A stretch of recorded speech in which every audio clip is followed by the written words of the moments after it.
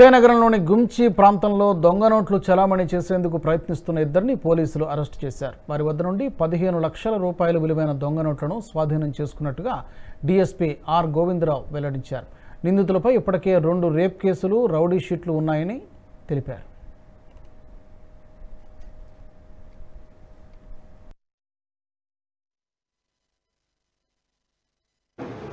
Early morning 2 town సే రామారావు మరియు వారి సిబ్బంది ఎస్ఐ ప్రసాదరావు మరియు సిబ్బంది కలిసి గుంచి జంక్షన్కి వెళ్ళడం జరిగింది.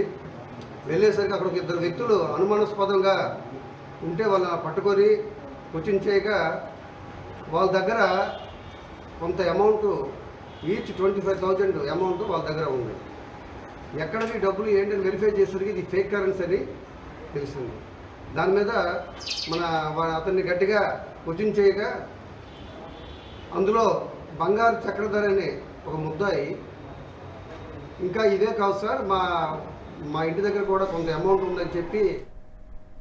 ఈ వీడియో మీకు నచ్చినట్టయితే లైక్ చేయండి, 10 మందికి షేర్ చేయండి. అలాగే కామెంట్ల రూపంలో మీ అభిప్రాయాలను మాతో పంచుకోండి. Nationalist hub group of channels ను సబ్స్క్రైబ్ చేసుకుని తెలుగునాట జాతీయవాద జర్నలిజాన్ని ప్రోత్సహించండి. ఈ వీడియో కింద ఉన్న బెల్ ఐకాన్ పై క్లిక్ చేయడం మర్చిపోవద్దు.